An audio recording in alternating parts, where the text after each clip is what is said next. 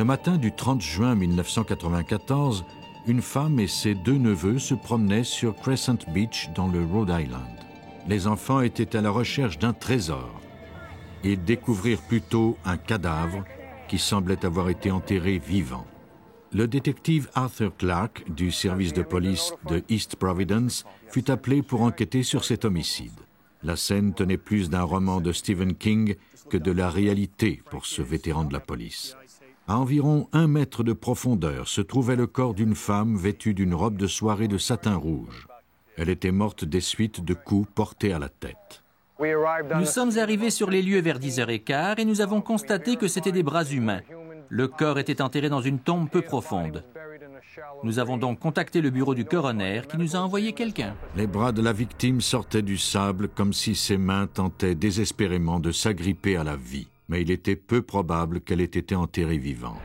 Le coroner confirma que si cela avait été le cas, elle n'aurait jamais eu la force de libérer ses bras ainsi.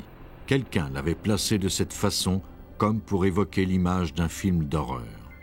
Le tueur avait peut-être laissé sa carte de visite, mais le message y était indéchiffrable. On avait tracé un cercle dans le sable autour du corps. Au milieu se trouvait une montre brisée dont les aiguilles marquaient minuit. On aurait dit que quelqu'un avait célébré un rituel macabre. Pour les détectives, le temps pressait, car ils craignaient que d'autres meurtres identiques ne soient commis. Ils devaient agir rapidement s'ils voulaient empêcher le tueur de frapper à nouveau. À ce stade de l'enquête, des indices fort importants se trouvaient peut-être dans des rebuts. Des mégots, des emballages de bonbons et des verres de plastique furent recueillis sur la scène, ainsi que des échantillons de sable, à la fois au fond de la fosse et à la surface. À ce moment-là, nous ne savions pas ce qui était un indice ou non. Par mesure de sécurité, nous avons pris tout ce qui pouvait devenir un indice. Mais pour que Clarke parvienne à donner un sens à ce spectacle désolant, il devrait d'abord en apprendre plus sur la victime. Il n'eut pas à chercher bien loin. Vers 8h ce soir-là, un homme du nom de Christopher Hutter, qui résidait à Pawtucket au Rhode Island, a appelé la police locale pour signaler la disparition de sa femme.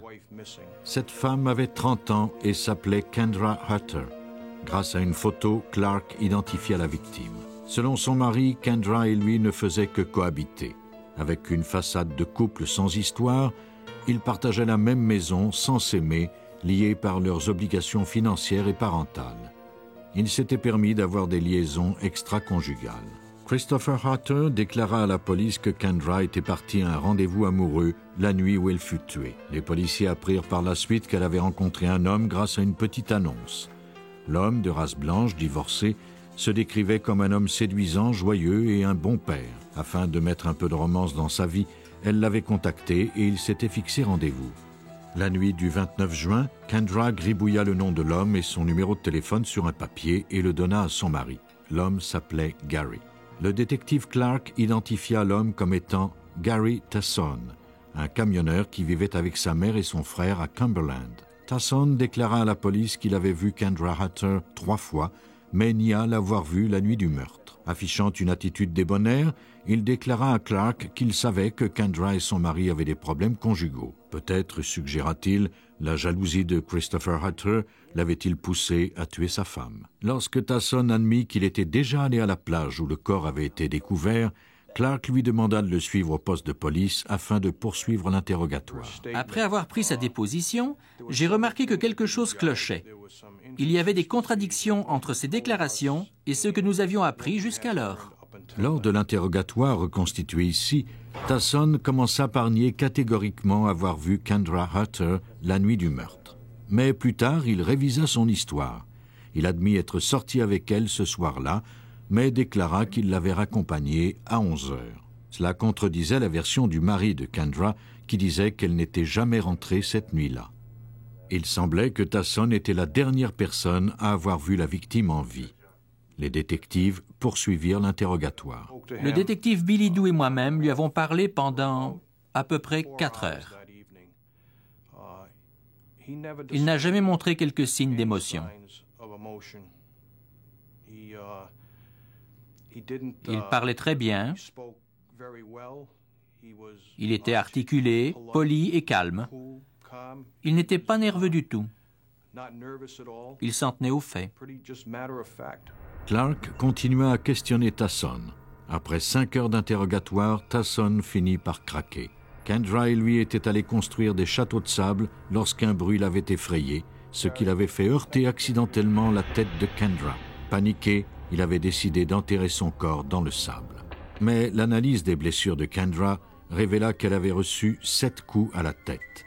Clark dut rejeter sa version. Le détective était absolument certain que la victime avait été tuée intentionnellement. Nous ne savons pas pourquoi elle a été tuée, mais ce n'était pas un accident. En apparence, Tasson semblait commencer à coopérer.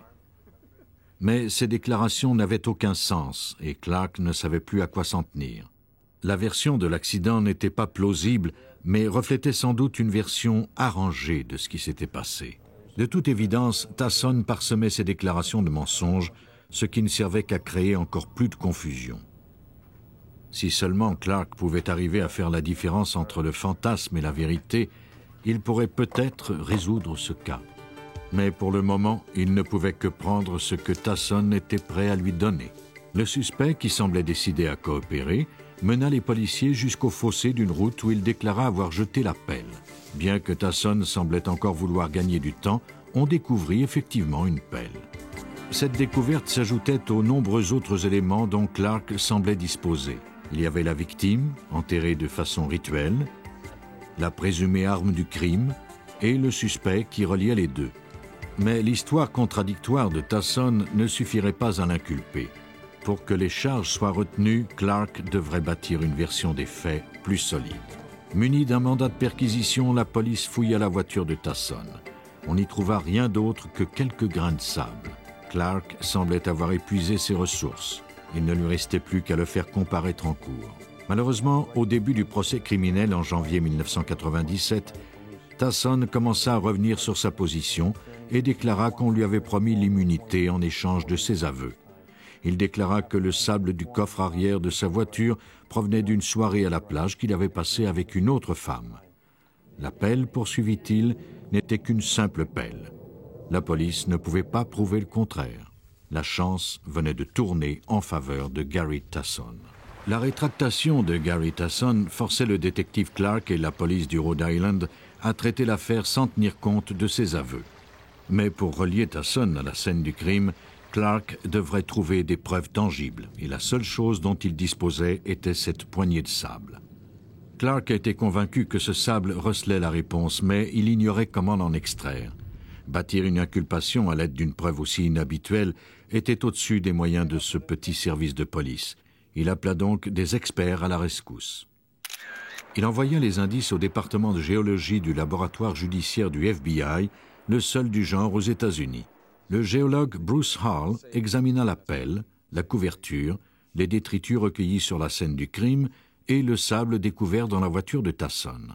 La police de East Providence nous a demandé de comparer le sable découvert dans ces items à des échantillons témoins de sable qu'ils avaient prélevés sur la scène du crime.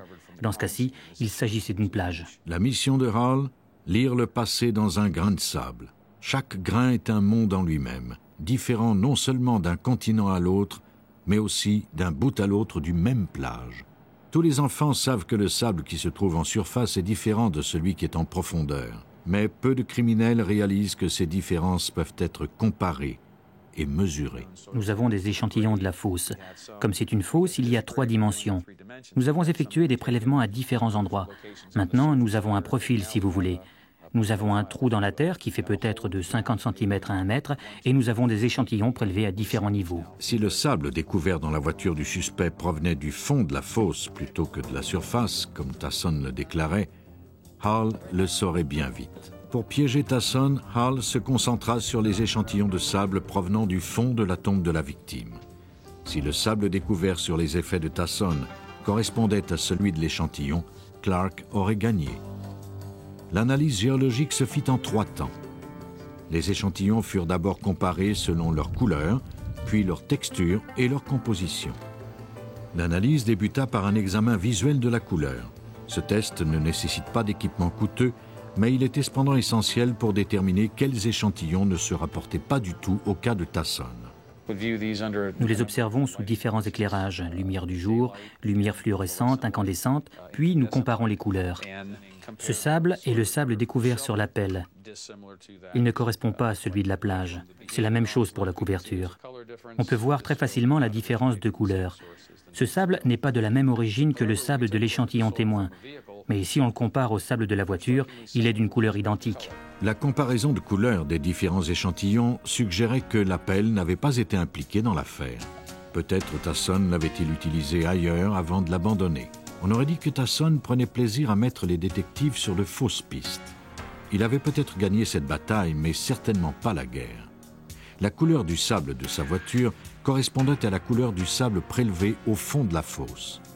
Hall passa à l'étape numéro 2 de son analyse, l'examen de la texture. Le sable fut rincé à l'eau, puis exposé à des ondes ultrasoniques pour en enlever toute vase, argile ou autre matière. L'échantillon fut ensuite placé sous le microscope stéréo. Hall était maintenant prêt à examiner la taille et la texture des grains. Un échantillon de qualité est composé de grains de même taille, comme du sel de table, alors qu'un échantillon de mauvaise qualité est composé de grains de taille différente, comme un assortiment de noix par exemple.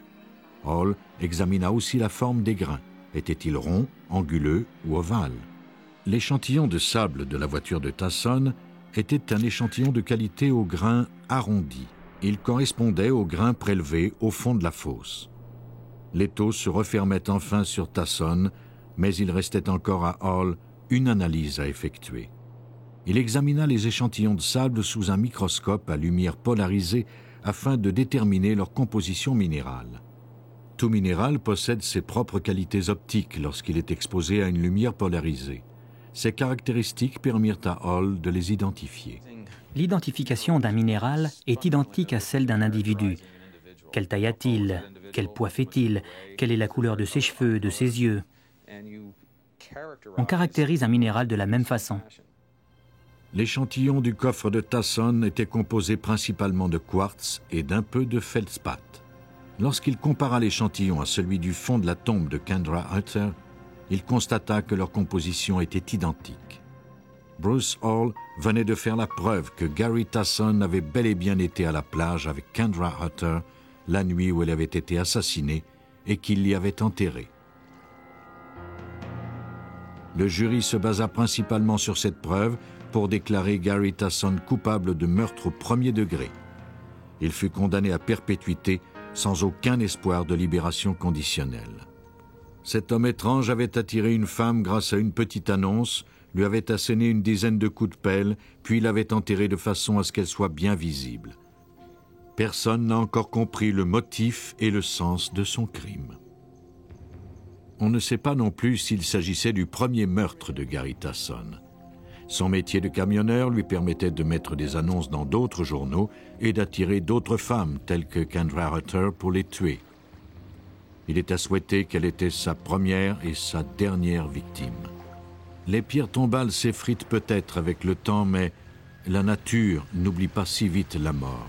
De même que les familles des victimes, la nature, elle aussi, est marquée à jamais.